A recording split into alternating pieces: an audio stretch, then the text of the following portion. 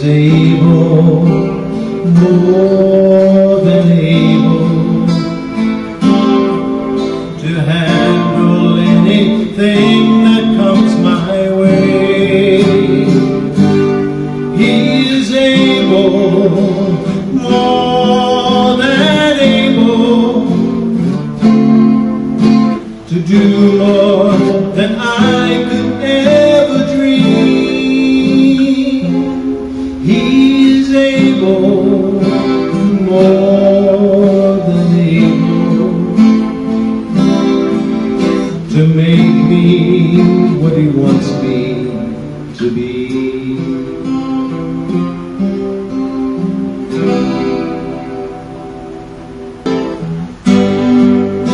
To accomplish what concerns me today.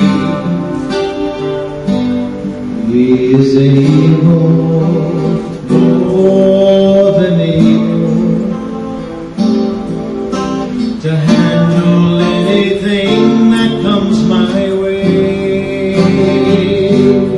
He is able, more than able,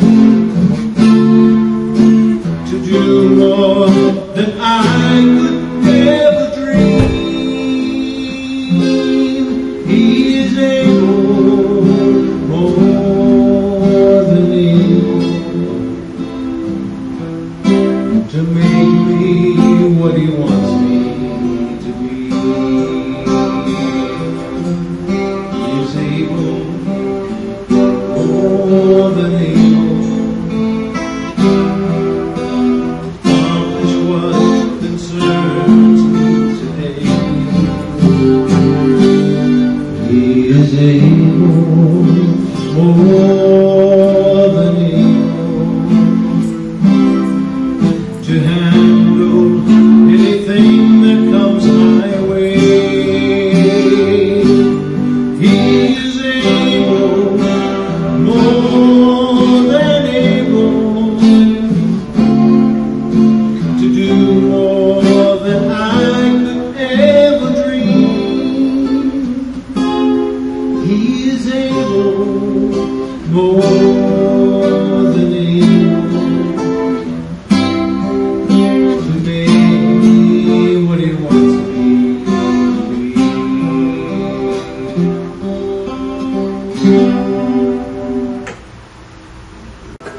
Please be seated. The second portion of our service is the inspirational lecture. Today we have someone who I've known for probably since the beginning of my spiritual walk in this life, conscious spiritual walk. We're all on a spiritual walk. I finally decided personally to get involved with him. I went out to Cassadaga and attended some meditation classes and some medicine groups. The speaker today, Reverend Owens, is one of the first people I sat in a meditation class with. We went through this meditation about how to see your guides, how to sense the guides that are near you in the spirit realm. I found it very profound and still use pieces and parts of that in my own meditations today.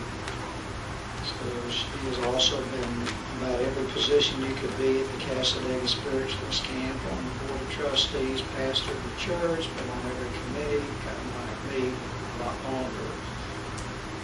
She's also a proven psychic artist, published author, an ordained minister, medium, and teacher. Llewellyn Publications released Elizabeth's first book, Women Celebrating Life, in July of 2000.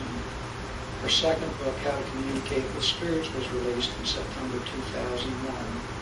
Discover Your Spiritual Life was released in February 2004. Her fourth book, Spiritualism and Clairvoyance for Beginners, was released in 2005.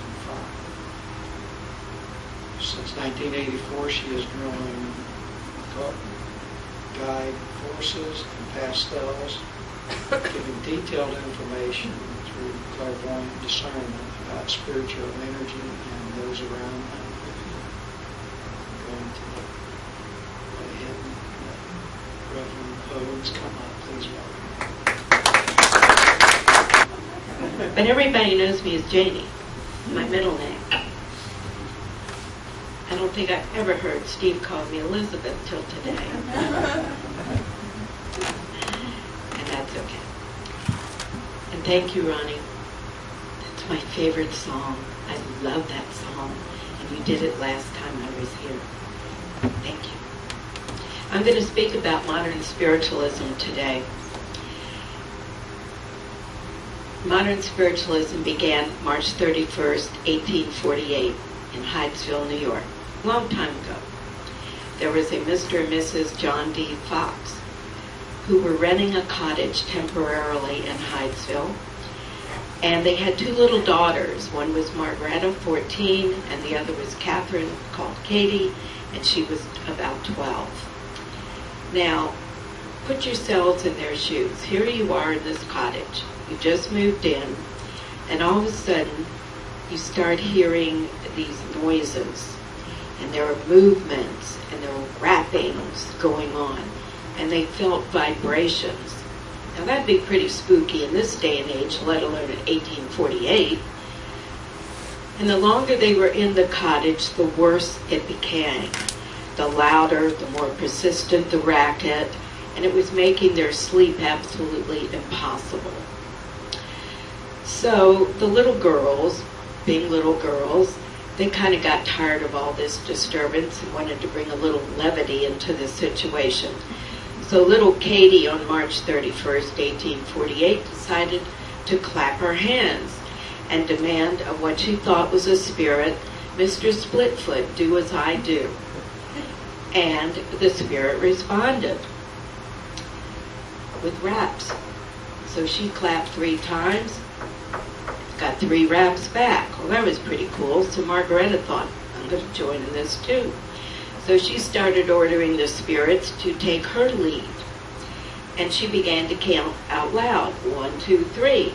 And they responded, 1, 2, 3. So that got really good. So then Mrs. Fox got into the action. And she started asking the spirits some questions and received the raps in response also. So she and her daughter decided to devise a little code so they could determine who this spirit was making these raps. And they determined that it was a peddler named Charles Rosna who had been murdered there at the cottage 5 years prior. And the spirit further told them that you could find his body buried in the cellar. So they went down to the cellar, but unfortunately they didn't find anything there. What they didn't know is there was a false wall, and it wasn't until November the 22nd of 1904 that this false wall collapsed, and they found the skeletal remains of a man and a peddler's pack. Well, news of this remarkable phenomena traveled far and wide with these 2 little girls, 14 and 12, communicating with a spirit. So all these people converged upon Hydesville, New York, to see what was going on. Partially responsible for the publicizing of the message of spiritualism was a man named Horace Greeley, and he was the editor of the New York Tribune, who became an avid follower of spiritualism. And then, of course, many other mediums came along to the forefront, and eventually they introduced mediumship and the message of spiritualism to millions of people. Many spiritualist camps also developed around the country for the purpose of providing a place for people to go to practice their religion in very comfortable weather. So, during the summer, they went to places like Lilydale, New York, or to Etna, Maine, and into Indiana, and so forth, Pennsylvania, you name it. During the summer, they came to Florida. Where do you think they came to Florida? Cassadaga, of course. So that was pretty cool. Spiritualism did not actually start as a religion. It was a movement. And when this movement of spiritualism first began, the phenomena was really rampant. And at that time it was claimed that Spirit said, we want you to know that we really exist. And so they did everything under the sun you could conceivably imagine to let people know that they did exist in an afterlife.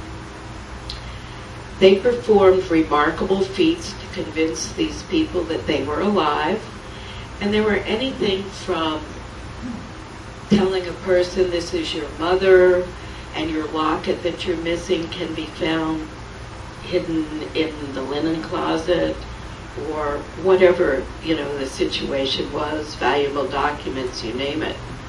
Whatever it took to get the people's attention, the spirits did it.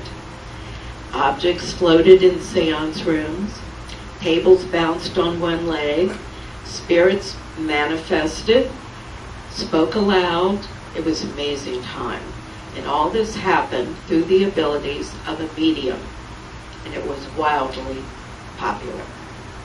Now, our founder in Cassadaga was George P. Colby, and he was born the same year, 1848, on January the 6th. And when he was 19, in 1867, he began doing public work. He traveled around as a test medium, as they called it at that time, and during the day he gave readings, and during the evening he gave parlor seances. And the seances were mostly for the skeptics. He was invited to one area to convert a bunch of skeptics, and he became so popular there that they had to hold seances during the day. In 1875, he settled in Florida, homesteaded acreage there, and it would later become, part of it anyway, the Cassadaga Spiritualist camp. He loved to spread the word, though. He was really not too much into the idea of running a spiritualist community. So he kind of let everybody else do that, and he went about still traveling around doing his sermons and seances and so forth. Isaac and Amy Post, the famous abolitionists who we heard about in high school, no doubt, they were among the well-known people of the time who helped to bring other people into support of spiritualism, as they were very ardent supporters themselves. And you might wonder, other than what I've said, what was the big attraction? Why were people so terribly interested in all this? And I think we have to consider several sources. One, it was a great entertainment value. Think about it. This is the 1848 up to, say, 1900. Iowa farmers, what did they do in the evening besides go to sleep? They didn't have TV to watch. What did they do? So this would have been considered something pretty unique. Even if you lived in a big city or, small towns, whatever, it still would have been very entertaining. It was also, if you consider some of this time, during the Civil War. And a lot of people lost their soldier husbands, siblings, brothers, friends to the war. So you have to obviously understand that they would have wondered if they were okay in the afterlife. So they went to a medium to find out if their loved ones still lived on. So that, of course, would have made it a huge attraction. Prior to the turn of the century, and well into the 1920s, women desperately needed confirmation that their deceased children still lived. And we have to remember at that time in history that women didn't have any rights. They couldn't vote, they couldn't inherit property, and they were considered possessions to be owned by their husbands or their father previously. So women were required, basically, to submit to their husband's sexual desires. Well, we know what happens then. They had a lot of children, a lot of pregnancies year after year. And those of you who have ventured into your genealogy, I'm sure you will have discovered that during the 1800s and really well into the 1900s, repeated pregnancies were not an unusual thing. Families were large. My father, who's in spirit, was born in 1913. He was the last of 8 children. So you can see what I mean. There were big families back then. But all these pregnancies put such a strain on the women that they very often didn't bring the children to a live birth, or the children didn't live a long time. As a result, a great number of these women just flocked to the mediums to find out if their children were still okay and what was happening in the afterlife. I have to feel that this was a very difficult time for women, and that mediums brought, with the aid of spirit, immeasurable comfort to these women. It was in 1870 that a resolution was passed inaugurating March 31st as the commemoration of the advent of modern spiritualism. Now, spiritualism went on to become not just a movement, but to be a science, a philosophy, and a religion. Now, it's a science because it investigates, analyzes, and classifies facts and manifestations that are demonstrated from the spirit side of life. We feel that we can prove there is an afterlife. We don't have to just believe it or have a minister tell us, well, just believe it's true. We can prove it. It's also a philosophy because it studies the laws of nature and bases its conclusions upon observed facts. To me, that means that it gives us a healthy way to look at life. Lord knows we need that sometimes.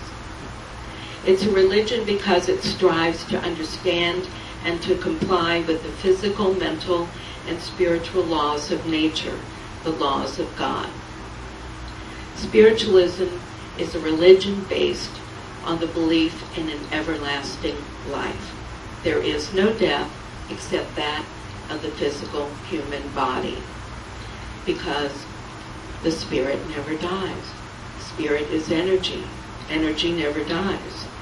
It merely transcends into another world to live. Some people are capable of communicating with those who have passed over, and they are called mediums. However, all mediums are not necessarily spiritualists. I used to have a very dear friend in Wisconsin who was very Catholic, but she was a good medium. Those who practice meditation and seek as followers of spiritualism to communicate with spirits believe by communicating with the spirit world that they are capable of bettering their lives by adhering to the wisdom received from spirits. The religious part teaches us a belief in a supreme being. You'd be surprised how many people think we believe in the devil. We worship the devil, that we're witches. None of that is true. We believe in a higher power, but not necessarily a personal God, like we were all probably taught as children, a man with long white hair, a white beard, and a white gown, and so forth. No, we don't go with that. We believe it's infinite intelligence. You may hear us call Mother, Father, God, Supreme Being, God, Lord, anything, but just not a personal God, as we were taught as children. We believe God is in all of us and in all of nature. We do not believe in a heaven or hell as a potential place we might end up residing for eternity. We believe you make your own heaven and hell as you obey or disobey nature's physical and spiritual laws right here on the earth plane. We don't believe in the devil. We believe in God. We don't believe there is an equal power to God, that God is all-prevailing, omnipotent, omnipresent, all-powerful. So if we take a recognition of the devil, we're kind of giving an equal standing. And that just is possible because God is over all. We all believe in the golden rule, as most positive religions do. We believe in personal responsibility, therefore we do not believe in a vicarious atonement or the virgin birth, because that's against natural law. This did not start as a religion, it started as a movement to scientifically prove the continuity of life. And by the way, Halloween is not a religious holiday. Some people think it is for spiritualists, but it's not. The followers were very radical back in their day. And we have to remember, as I said, that women normally were relegated to hearth and home. They had no rights. But oddly enough, predominantly, the mediums were women. Now, because we were in a patriarchal society then, and still kind of are, mostly you've heard about the women mediums, but you heard about the men mediums. You didn't hear a lot about the women, which makes me really surprised they didn't turn the story of modern spiritualism around and make them two brothers instead of sisters. These were feisty women. They had no voting rights. They had no privilege of inheritance. They couldn't inherit property. But the women were especially pushing that envelope. Now, if we consider way back then in the 1800s, we'll just say 1890, people were a little smaller back then. The women probably were maybe taller than me, because I'm abnormally short, but we'll say I was probably average short back then. So they were probably standing up in front of you in long black dresses, hair wound up into a nice little bun, and stood before you preaching in front of a bunch of men. Maybe some wives were there, but it was probably a bunch of men. A woman? Unheard of. You just didn't do that. And they gave messages to the people, and they led seances. I mean, you didn't do that. But there they were. So you know these women were gutsy and feisty and strong women. They were abolitionists, and they believed in the right of women to vote. Many thought that marriage was a form of slavery or prostitution. They joined the ranks of Susan B. Anthony and Elizabeth Cady Stanton and many other independent women who were fighting to bring equality to the sexes, and they spoke against the injustice of racial slavery. They were not meek women.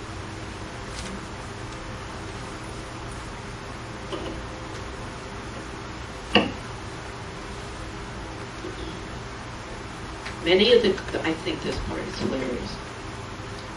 Many of the first converts to spiritualism were Unitarian Universalist ministers. I don't know why that was. I haven't found that out. But I find that very ironic, considering that religion and its beliefs today. They do not believe in communication with spirits, believe me. A publication called the Central Presbyterian claimed that there was more insanity in the North than in the South. And they blamed spiritualism, Millerism, Mormonism, Universalism, Unitarianism, and whatever this is, Bloomerism, for the excitable nature of that section of the country. And the editor went on to ask the question, isn't it fair to infer that the tendency of these isms is to unhinge the mind? Really?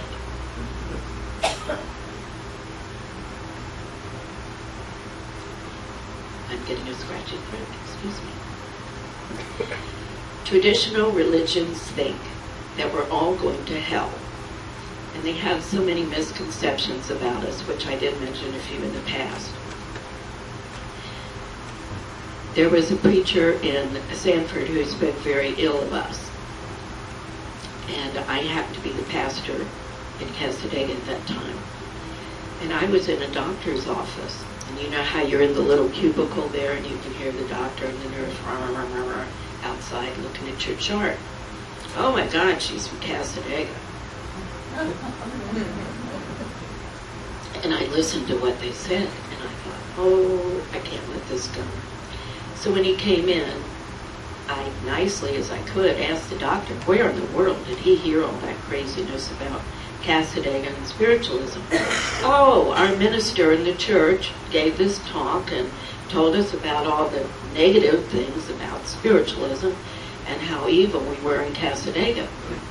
So I said, may I have the name of your minister and what is your church that you go to? And I wrote the man a nice letter and included literature in my letter. And I asked the man, the pastor, would you please correct these misconceptions which in your congregation? And he did. Thank goodness. And I would ask you too, as you run into people, to please correct things, because I admit our religion is, not standard. It's a little unique, but I think unique is really nice. I like it better than just run-of-the-mill. And that, to me, is what most other churches are. So please correct the misconceptions, because they just might find how nice we are.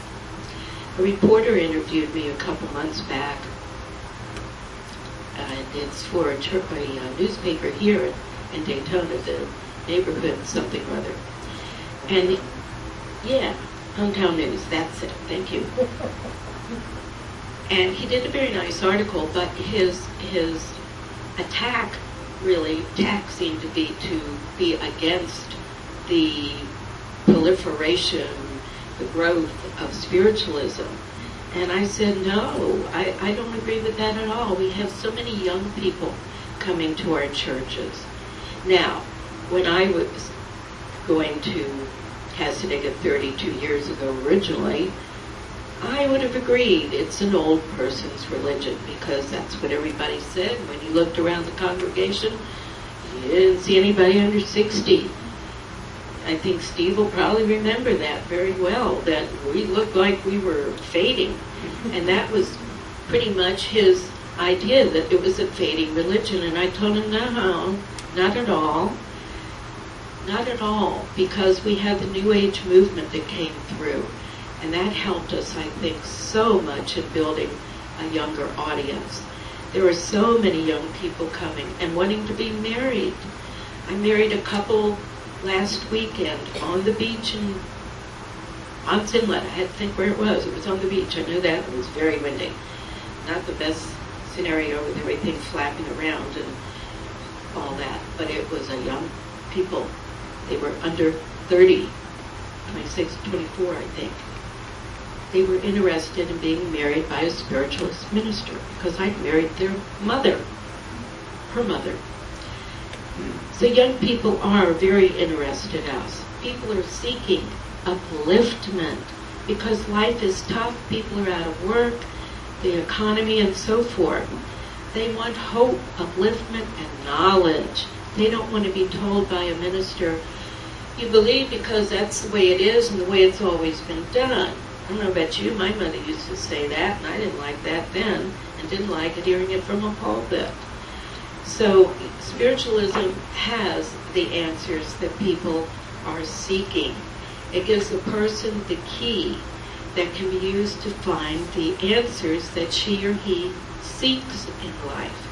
Spiritualism provides knowledge that by using prayer and meditation that we can become more aware of our responsibilities to ourselves and to others.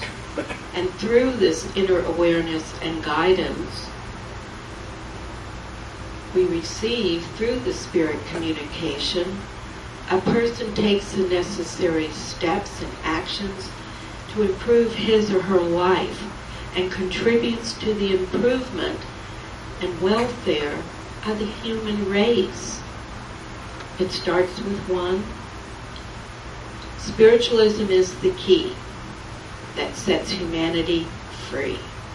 Free to live and grow in the physical through love and law, and free because we know that life is continuous, the spirit never dies.